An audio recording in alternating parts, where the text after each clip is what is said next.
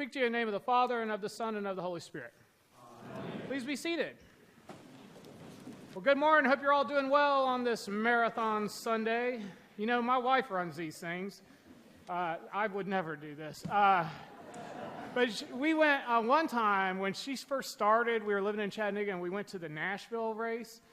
And, you know, that time change always would get me. So we're running late to get her to the marathon that one morning.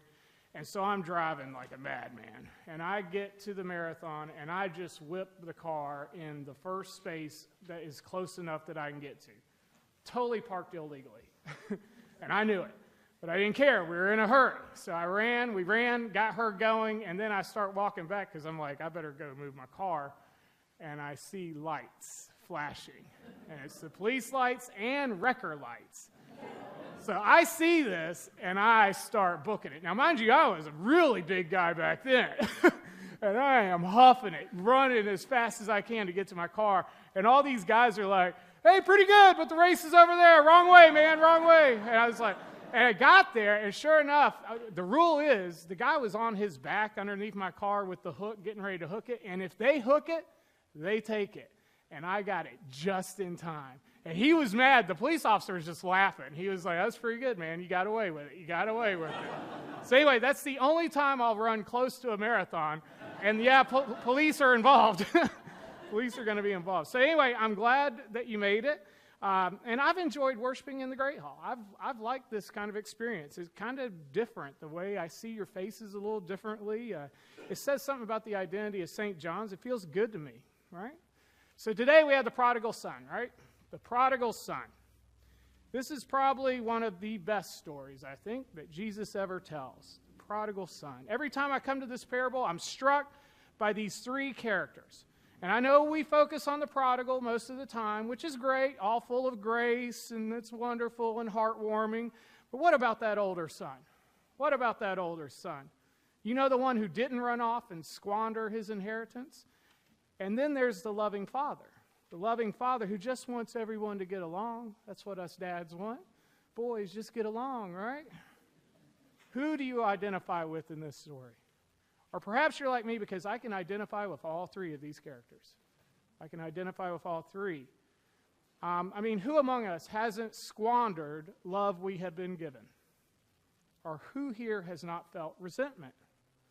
Or been hopeful for love to be restored? See, I think we can all relate to this story. That's what makes it so powerful.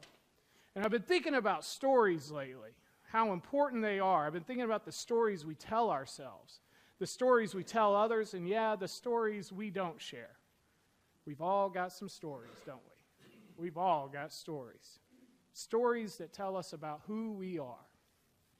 See, I'm intrigued with our stories because our stories become a lens through which we see ourselves in the world. Our stories become a lens through which we see ourselves in the world. Take the older son in the story today.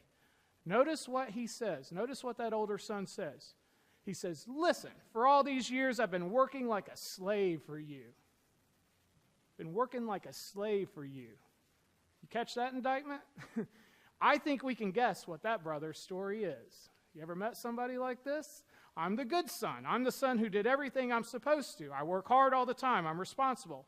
And yet by doing all that this is, the older son has become bitter. He's become bitter. He doesn't even see himself as his father's son.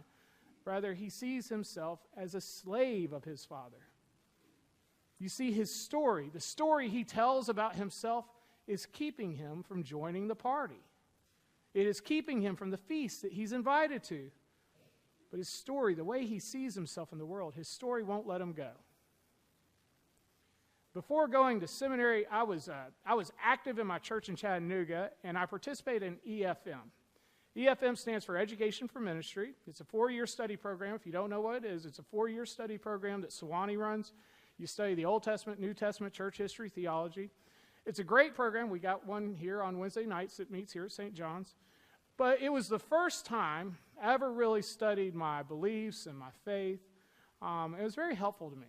And what I found really helpful were these little things called spiritual autobiographies. Now, some of y'all might have heard about these. They're called spiritual autobiographies, and it's a tool. It's a tool in which you sit down and you write on paper your first memories of your spiritual life. And then you trace those beliefs and experiences all through your life. So all through growing up, all through adolescence, on through your adulthood. Well, I'd never done anything that reflective before, so I started writing it, and I was kind of intrigued by it. At the time, I was in my late 20s, right? I'd recently graduated from college. I'd gotten married. I was working a job that paid bills, but certainly not working a job that I liked. Got me? Did not like my job. Now, in my early 20s, I had lived pretty hard. That was when I was bartending, so lots of parties, lots of late nights, lots of late mornings. Very irresponsible, just floating through life, right? Well, so I'm writing this spiritual autobiography, and when I get to that part of my story, I describe it like it's the most terrible thing in the world. Like I should be ashamed of how I had lived, or of the person who I had become. I wrote about the darkness I was in. Basically, it was a whole section on how bad of a person I was.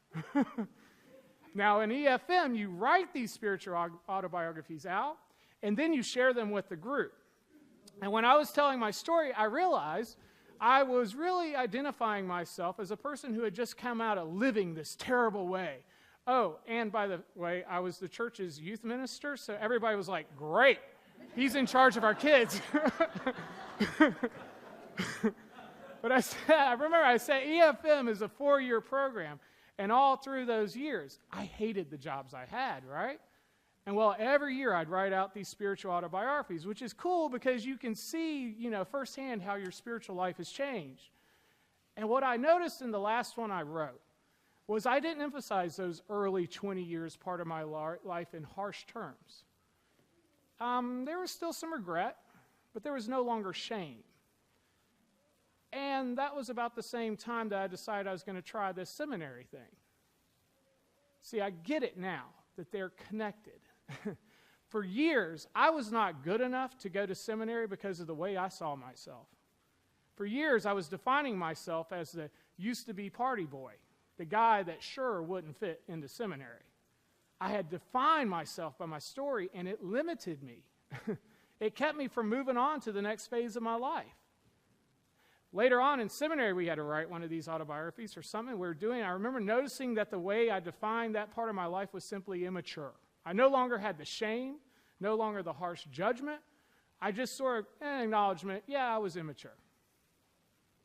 You see, I had to put that story down about me. I had to put that story down. I mean, it was a part of my life, but it does not identify me. It does not identify me. The older son in the prodigal story he's boxed himself in with how he thinks of himself. He is a slave to his father, really? He no longer even sees himself as a son of his father. And because of that way, the way he sees himself, because he's so resentful, he can't go to the feast. We are more than the stories we tell ourselves. We are more than the stories we tell ourselves. Perhaps the best part of the prodigal story to me is the way the story ends. Because there's no bow on this story. There is no happy ending. Do you remember how it ends? We don't know what the older brother does. We are simply left with this tension. And Jesus doesn't resolve it for us. We're just left with the tension. But Jesus does make it clear the feast has been set and we are invited. In fact, every week the feast is set and we are invited. So what story about yourself do you need to let go of so that you can go to the feast? What story is so strong in you that it is keeping you from moving on to the next phase of your life? What story is so strong in you that is keeping you from being in relationship with someone you love? What story do you need to put down? Amen.